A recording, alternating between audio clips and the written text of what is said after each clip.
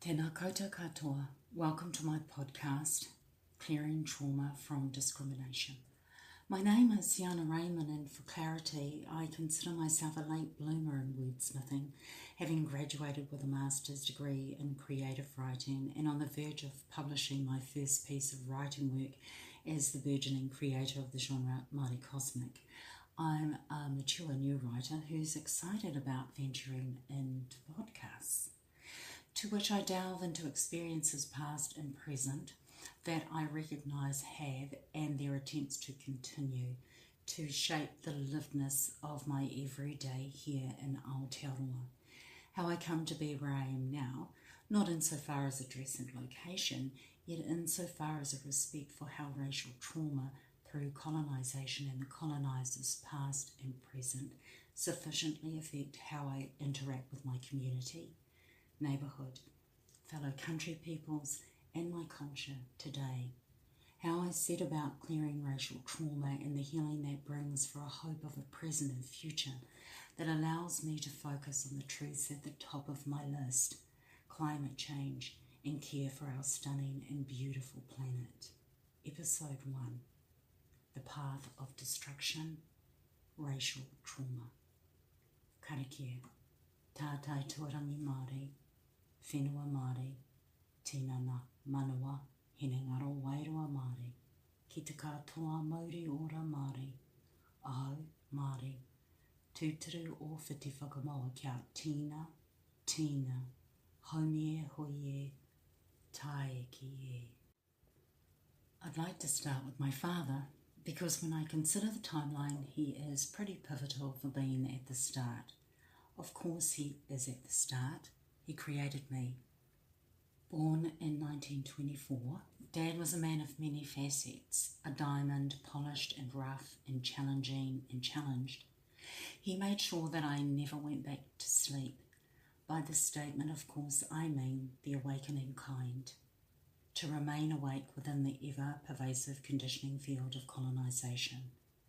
So his being who he was, a man who would not follow the unawakened, those who were asleep, felt very uncomfortable in his aura. He, like so many from his generation of powerful tāne, multi-skilled jack of all trades, who was just as well at home hunting and farming as he was cooking, baking bread to sewing our clothes, to making and growing their fibres. Dad purchased the dream, and not long after World War II, he moved to Auckland, leaving his rural farming upbringing behind. And the life he was building and creating, included being a musician of listenable competence, was transferable to his new location. Yet by the mid-1950s, disillusionment of the dream had set in, the realisation that not all things were equal and full, unimpeded entry into the Western collective material path, whilst Dad identified as Māori, turned out to be impossible. Well, let's just say the dream is dead. Long live the nightmare. Our governments and environmental controlling institutions were adding to their colonial dream, and Dad had decided he didn't want to be a part of the rat race, his vocab, not mine. He was passionate about his lands, about land activism. He gave support to Eva Ricard. He supported Bastion Point and took his international truck up there and stayed for a time. Dad stood shoulder to shoulder with Mum and her Mā Tāmua, older sibling, our uncle, in their land battles with Council Crown and cousins, whilst he fought off his own land concerns alone, I might add. He was a staunch believer in whenua Māori, kaitiakitanga, kia mana motuhake, and with Mum and Uncle, they laid their lives on the line to ultimately make life better for coming generations. And so, is my journey here at this point in my life and my maturity contributing to this which I consider being the only time in my being alive and decaying at the same time helpful? Instead, I am at what I consider being my most sensible. This has granted me a gift, one that allowed me entry into the mystery of understanding myself, i.e. as a citizen, as tangata o whenua Aotearoa, all the complexities and layered confusions of colonisation and fusions that attempted to deliver me into and onto the path of destruction. What is the path of destruction?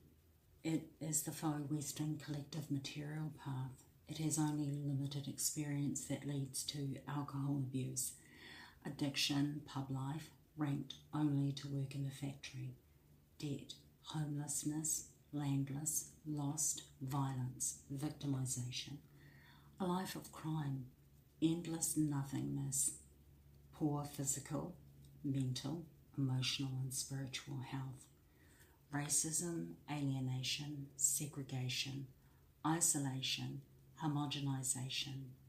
Welcome to the nightmare. Love my decay, the only path made available to me through the process of Māori identification, fighting the deterioration of identity through racism. This doesn't paint a picture of hope.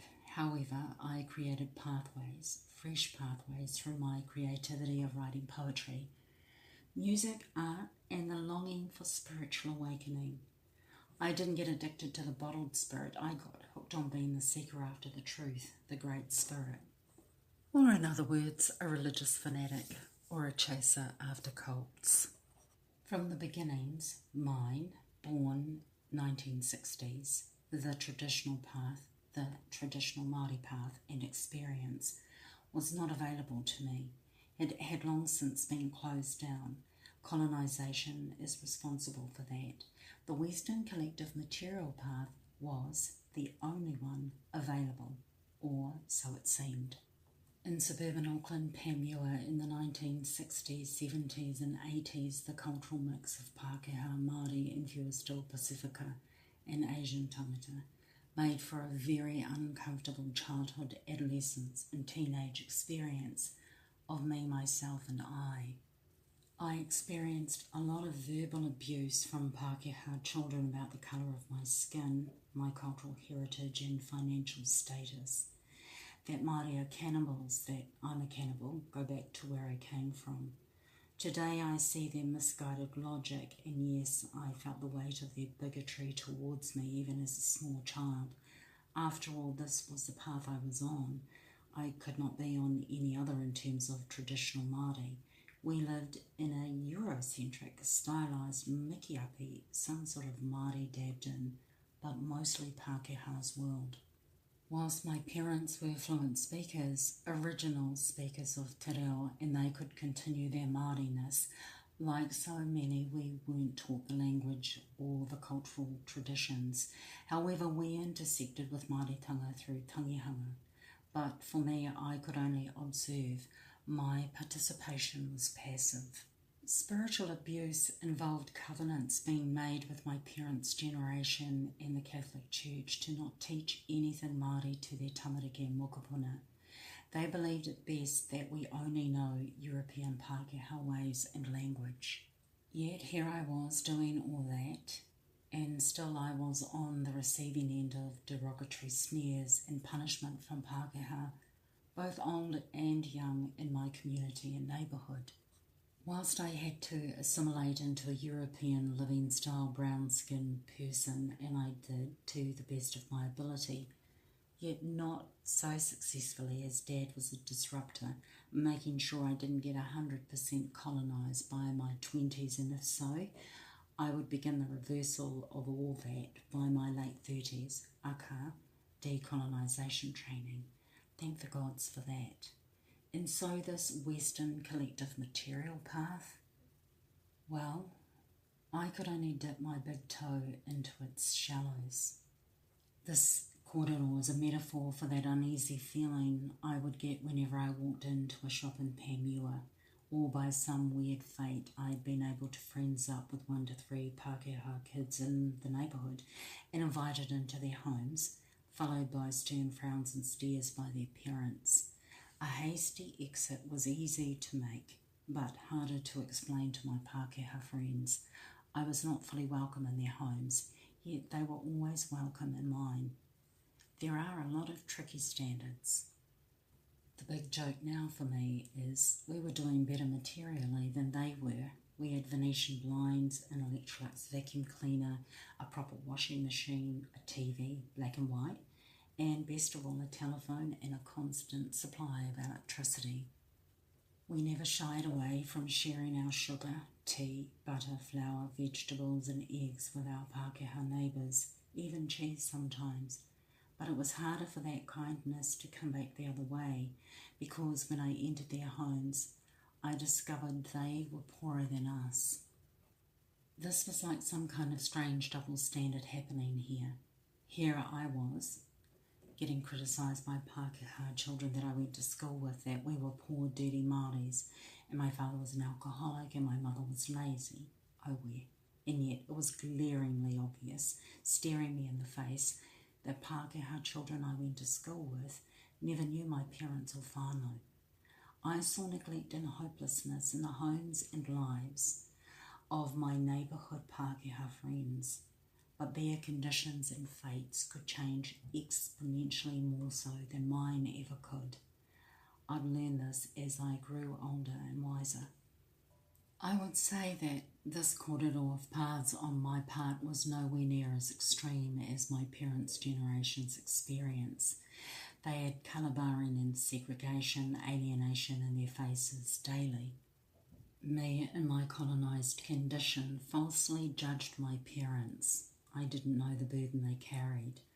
Racism was a new entity being discovered in the 60s and 70s in my neighbourhood and schooling. The trauma caused by alienation from one's cultural identity and then to be barred from the one you're forced to assimilate into leaves nothing but a vacuum, a chasmless void within my own Māori cosmic. And so it's a massive mind screw that one such as myself, Pākehā-fied, Europeanised, and yet forced out of good society because cakes and eating them are only for the real ones.